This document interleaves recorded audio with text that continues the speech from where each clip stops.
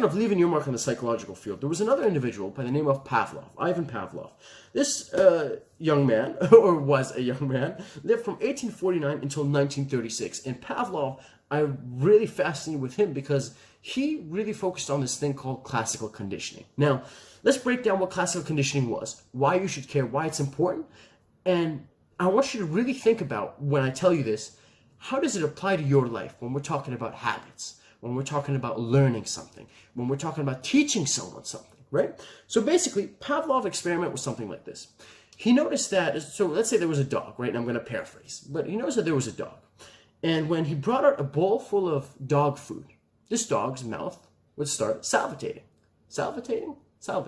Basically, the saliva would just start to increase, right? Because the dog was getting hungry. As soon as it would see the food, it would get excited, right? And then it would start drooling.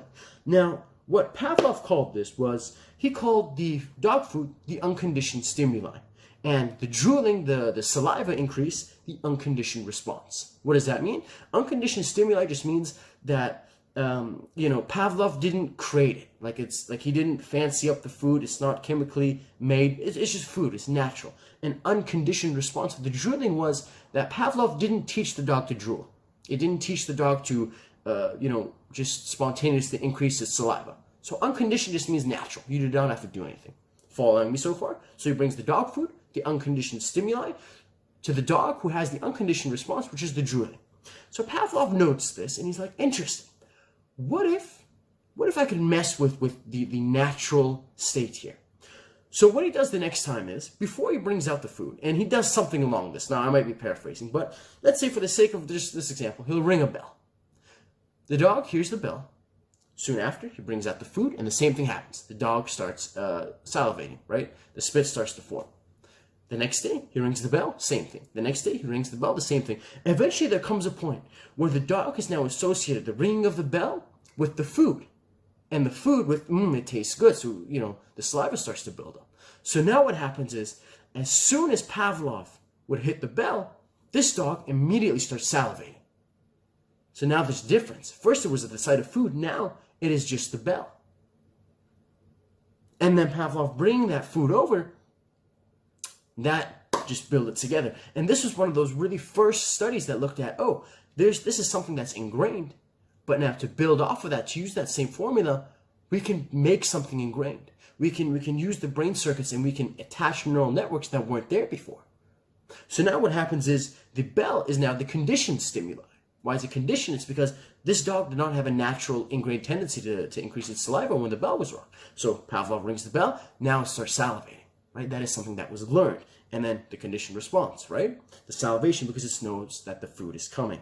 And this, my friends, was one of the first things that really, really talked about, started with animals, because animals are extremely intelligent. They knew that if you can find out the formula, if you can pick out the pattern, if I know that if you do this, the reward is this, they get really, really excited and they're more likely to follow it. Now, I want you to use that in your own life. What is a time where you've done something and then all the time, I bet you all the time, whether consciously or subconsciously, where you do something, either in class, at work, at home, and then you look at the outcome. And if you enjoy the outcome, you will do it again. When you are young, your mom says you can have a cookie after you clean your room. Thus, you clean your room, you get a cookie. You enjoy the cookie, great. Next week, same thing happens. You want the cookie, so you'll do it again. Right? Because you enjoy getting that reward. Now, the one thing I do want to bring up is, what happens if, let's say, the individual, Pavlov, was to ring the bell, the dog starts salivating, but Pavlov doesn't bring over the food. So he'll do that once, and the dog's expecting it, but he doesn't get it. And the next day, he rings the bell, the dog is ready, he starts salivating, but he doesn't bring the food. Now, what will happen is eventually Pavlov believed that this would lead to extinction. That if you do something, you give a reward, do something, give a reward, that you are strengthening that part of the brain that's associating the two. But the moment that you stop doing it, that is when the dog or the individual, they will stop associating the two, and you can actually lead an extinction to that stimuli. It will no longer start to increase its saliva when you ring that bell. Now, imagine you're trying to teach a kid to do something. Imagine you're walking your kid. Imagine you and your kid are walking, and they're 6, 7 years old, and they go and you don't say anything, but they open a door for a stranger. And what you do afterwards, you praise them. You go, hey man, that was awesome. Oh, I'm so proud of you. You're totally going to get a snack or something. The kid feels good, right? So guess what happens next time? Is he more likely to open up a door? You bet he is. So he goes and you praise him again. Hey, good job. But if all of a sudden, he opens up the door and you frown at him, or you ignore him, or you don't give him that praise, especially in those early stages when they're still figuring out, what is acceptable, what is not acceptable, what does dad like, what doesn't dad like, that is going to have a huge, huge impact on his development, on the way that he not only views that actions, but just continues to view actions as he keeps growing up. Because he'll look at the outcome. Oh, did dad praise me? Did dad stay silent? Did dad criticize me? So even in those instances, whether you're talking about parenting, whether you're talking about teaching someone something, whether you're talking about anywhere, my friends, in any shape, way or shape of life,